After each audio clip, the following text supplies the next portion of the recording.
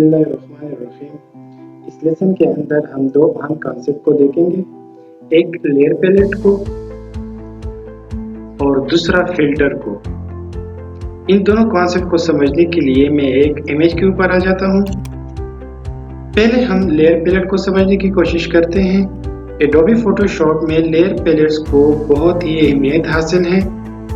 इसको हम यूँ डिफाइन कर सकते हैं कि लेयर्स ऐसे हैं जैसे ट्रांसपेरेंट स्लाइड्स जो एक दूसरे के ऊपर रखी गई हो, इसलिए ताकि हम इमेज के हर हिस्से के ऊपर अलग से काम कर सके।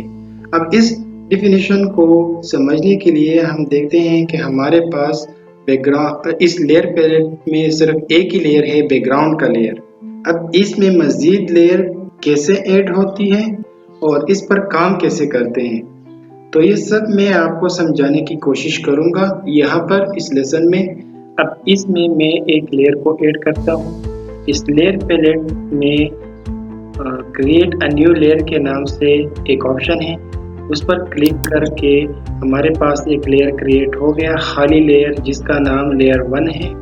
अब इस लेयर को मैं रीनेम भी कर सकता हूँ और इसके ऊपर अलग ऑब्जेक्ट को रखकर उस पर अलग से काम मैं कर सकता हूँ। फॉर एग्जाम्पल इस सर्कल को लेता हूँ,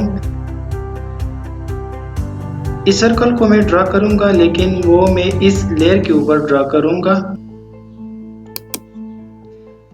जिससे फायदा ये होगा कि मैं इस सर्कल को या इस ऑब्जेक्ट को अलग से इसमें चेंजेस कर सकता हूँ, इसको मूव कर सकता हूँ, इसका कलर वगैरह चेंज कर सकता हूँ।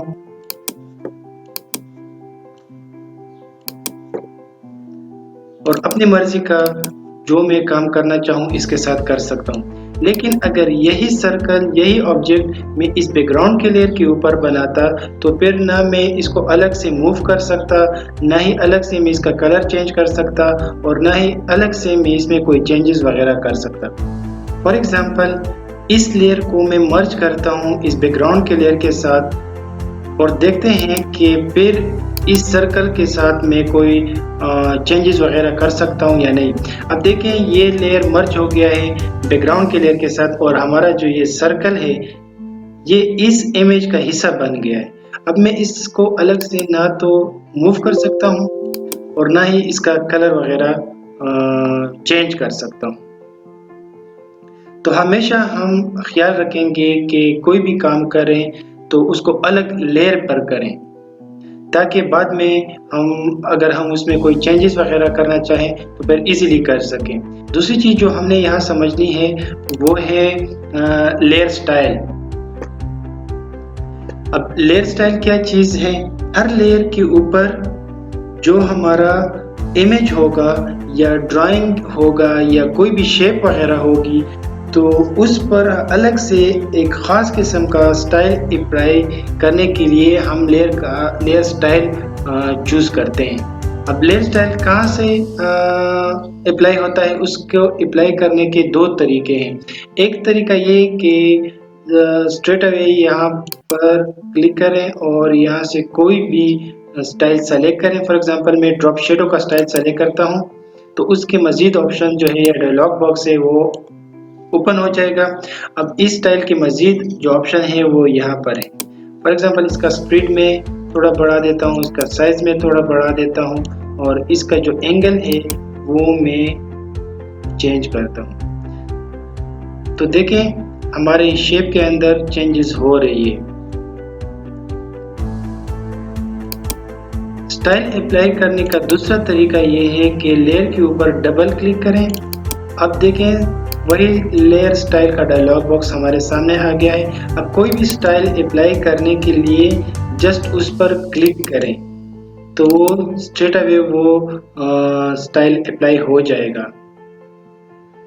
लेकिन देखें अगर मैं स्टाइल अप्लाई कर रहा हूँ तो इसके मज़ीद ऑप्शन यहाँ पर नहीं आ रहे। इसके मज़ीद ऑप्शन लाने के लिए न सिर्फ उसको सेलेक्ट करें बल्कि उस पर क्लिक करें तो उसके मज़ीद ऑप्शन यहाँ पर आ जाएंगे। फिर उन मज़ीद ऑप्शंस में चेंजेस करके आप लोग अपने इमेज में चेंजेस कर सकते हैं।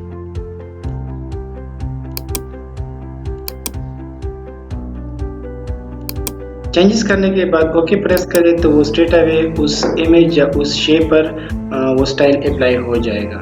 दूसरी चीज़ जो हमने इस वीडियो के अंदर या इस लेसन के अंदर समझनी है वो फिल्टर है।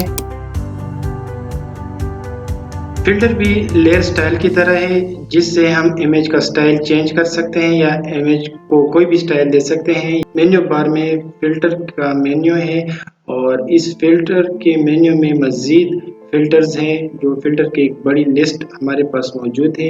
इन सारी लिस्ट को हम नहीं देखेंगे, जस्ट इसका ओवरव्यू लेंगे और इसके कॉन्सेप्ट को हम समझने की कोशिश करेंगे। फिल्टर अप्लाई करने के दो तरीके हैं। एक ये कि इमेज के किसी खास एरिया की सिलेक्शन लें और उस पर फिल्टर अप्लाई करें। दूसरा, स्ट्रेट अवे इस इमेज के ऊपर फिल्टर अप्लाई करें। यहाँ पर हम दोनों तरीकों को अप्लाई करके देखते हैं। फॉर एग्जांपल, मैं सिलेक्शन टूल से इस इमेज के एक खास एरिया को सेलेक्ट करता हूँ तो फिर उस पर फिल्टर अप्लाई करके देखता हूँ। फॉर एग्जांपल, इस कॉफ़ी के एरिया की सिलेक्शन में लेता हूँ और इस पर फिल्टर अप्लाई करता हूँ। फिल्टर के मेन्यू में मैं डिस्टॉर्ट के फिल्टर में ग्लास का फिल्टर अप्लाई करता हूँ। तो देखिए हमारे पास फिल्टर के मज़ीद जो ऑप्शंस है या मज़ीद जो स्टाइल्स है वो उसकी डायलॉग बॉक्स हमारे सामने आ गई है। अब कोई भी फिल्टर मैं इस पर अप्लाई करूं और ओके करूं तो स्ट्रेट अवे उस एरिया पर अप्लाई हो जाएगा।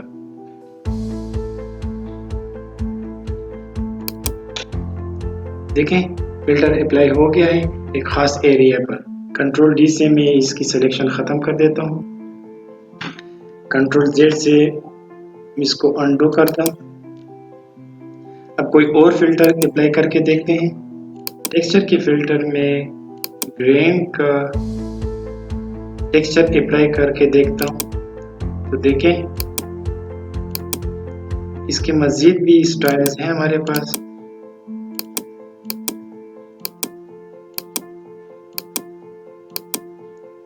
और इन स्टाइल के मज़ीद सेटिंग भी है हमारे पास। उसकी सेटिंग भी अपनी मर्जी के मुताबिक कर सकते हैं।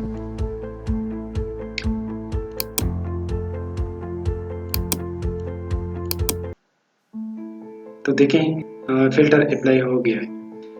दूसरा तरीका फिल्टर अप्लाई करने का ये है कि पूरे इमेज के ऊपर मैं फिल्टर को अप्लाई करूं।